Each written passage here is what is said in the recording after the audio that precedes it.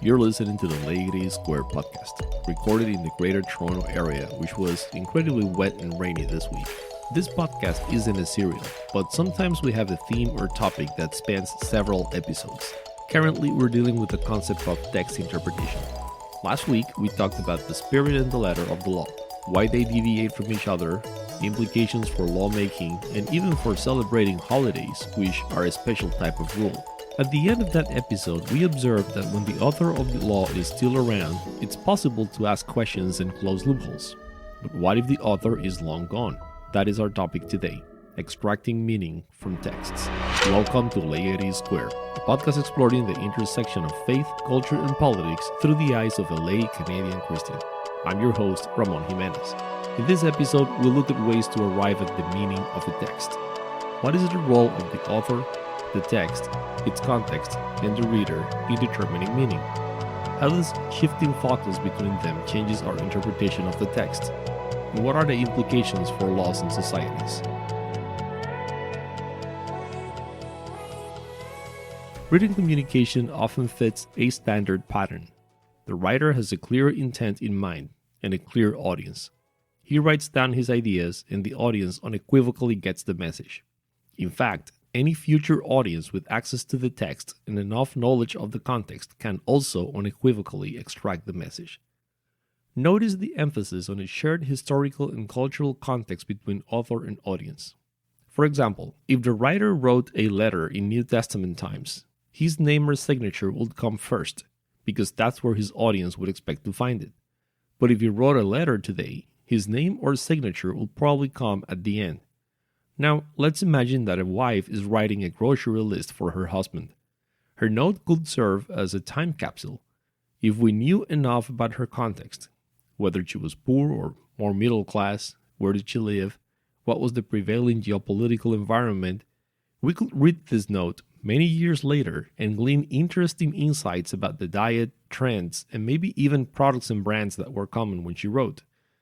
But imagine that she wrote, "Bring 2 cartons of milk, and if they have eggs, bring 6. And her programmer husband brings home 6 cartons of milk because the store did have eggs. Did she write in an ambiguous, confusing way, or did her husband misinterpret? The paradigm I've outlined so far puts the author firmly in control of the meaning of the text. It puts a burden on readers to place themselves in the original context and to carefully extract the intent the author had. However, other approaches are possible, and the field of literary theory, or literary criticism, has proposed other paradigms to interpret texts. Let's take a brief look at 2 of them. In the first one, the reader is the sole controller of the meaning of the text. This is known as reader response criticism. In milder forms, this theory can consider the reader's interpretation of the text alongside a more canonical interpretation. In more extreme forms, it states that the reader unilaterally constructs, creates, or defines the meaning of the text. Being focused on the consumer of content, this theory can be applied to other art forms, such as cinema. Let's turn to the movies to illustrate this approach. Pixar's latest movie, Luca, is a summer coming-of-age story involving 2 young male friends, Luca and Alfredo. Some viewers sensed a gay narrative in the movie, like that of Call Me By Your Name, another Italian summer coming-of-age movie. However, Luca's director Enrico Casarosa explicitly stated that homosexuality wasn't an intended theme. The author says it's not there. The movie really doesn't carry the idea, but some viewers think they saw those undertones anyway. Reader response theory has been accused of being too subjective. Other paradigms have taken the radical approach to label both author and reader as subjective and downright irrelevant when interpreting a text. That is the case of formalism, named because it focuses solely on the form of the text, its genre, internal structure, and inherent attributes. It rose in response to Romanticism, a trend that idealized authors and sometimes extrapolated their perceived virtues to their texts, even if they were not explicitly captured. What I find funny about formalism is that, in a sense, it simply romanticizes the text instead of the author. It elevates the text to this mystical entity that somehow is capable, in and of itself, of conveying meaning, with little or no regard to shared context or authorial intent. Similarly, the New Criticism movement focused on a close reading of the text, a careful analysis seeking to find meaning in the text alone. To summarize, then, text interpretation can move along two dimensions. One is the source or determiner of meaning. It can be the author, the text itself, or the reader. The other dimension is how much influence we grant to the cultural and historical context at the time of writing, reading, or both. Why is this important? Let's look at three applications: defending the faith, understanding religious differences, and interpreting the Constitution and similar laws. Talking to people that question the Bible or Christianity in general, I've heard interpretation mistakes and disagreements offered as reasons to doubt or deny our faith. And I can see why this would be the case. It's a big reason to be careful when interpreting and applying the Bible. Mistakes and inaccuracies here are a significant deterrent to unbelievers, as well as significantly damaging to believers. However, just because a person, a church, or even a whole denomination misinterprets specific portions of the Bible, it doesn't mean that the text as a whole is ambiguous, incorrect, or particularly tricky to interpret. As long as you follow an author-centric, original context-aware approach, most of the text is unambiguously clear. I'll give you just one simple example of why choosing this specific approach is important. In Proverbs 17:8, we find that a bribe is like a magic stone in the eyes of the one who gives it. Whatever he turns, he prospers. Does this mean that the Bible celebrates or endorses bribing? Not at all. To properly understand this passage, we need to consider the author, genre, and intent of Proverbs. The book is thought to have been written by King Solomon. It is a wisdom book, a collection of observations about life, coupled with principles and applications for godly living. In this case, the proverb states an observation, a situation that happens in our fallen world, but isn't biblically advised nor commanded. For even greater clarity, it helps to reconcile everything the Bible has to say about a topic, bribing in this case. Exodus 23:8 reads, "Do not accept a bribe, for a bribe blinds those who see and twists the words of the innocent." Exodus is a book written by Moses, a narrative that captures, among other things, a compendium of commandments to God's people. Ethnic Israel was its original audience, and contemporary Christians are bound by these moral commands too. The book of Deuteronomy reinforces this command, which makes a lot of sense, given that its name literally means the second giving of the law. In short, anyone can attempt to extract some mystical meaning from the Bible, ignoring its original context, or construe his or her particular reader response as the actual meaning of the text. That doesn't make it so. But then, moving on to the second aspect, what about religious differences? Why do different denominations or brands of Christianity hold slightly different beliefs if there is only one sensible way to interpret the Bible? There are many reasons for this. For one, some denominations or groups grant authority to other books or elements besides the Bible, and have various ways of reconciling them. Mormons and Catholics are examples of this.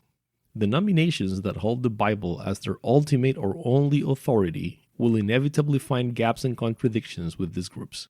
Another reason is that some differences have less to do with the interpretation of the text and more with the way the resulting doctrines are analyzed, combined, or applied. I'll give you two examples. The word Trinity never appears in the Bible. However, a careful analysis of the nature of God from all information available through Scripture makes it clear that God is one in essence and nature, but in three distinct persons. It's a nuanced topic, but one on which all major Christian denominations agree, and a significant source of contention with other religions. Here's a similar idea, but with a radically different outcome.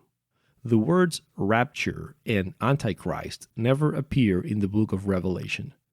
Antichrist thus appear elsewhere in the Bible, and Revelation isn't the only book that describes the end of times. Christians have different explanations and reconciliations for the precise nature and sequence of events leading to the end of the world as we know it. In Christian circles, doctrine is usually divided into primary, secondary, and tertiary. Primary doctrine tells if you're a Christian or not. There are no interpretation, analysis, combination, or application gaps in the core message of the gospel that defines our faith. Secondary doctrine divides us into denominations, Reformed, Pentecostal, etc. And tertiary doctrine is debated within denominations. There is a degree of freedom on finer points, even within a single church. Again, text interpretation centered on authorial intent and original context goes a long way to reduce confusion, conflict, and error. At this point, maybe you're thinking, honestly, I don't care this much about the Bible. Are there other reasons why proper interpretation of ancient texts matters? And the answer is a resounding yes. Our third and last stop today has to do with constitutional interpretation. Similar to the Bible, a country's constitution is a very important text that generally predates the current generation and is essentially unchangeable. Thus, the question of how to interpret this text is paramount to lawmaking and social discourse. Consider the following. The appointment of Supreme Court justices tends to be a big political deal. On one hand, that makes sense. These are lifetime appointments to the country's most powerful court, which must rule on whether laws are constitutional. But on the other hand, these are very experienced and tenured judges.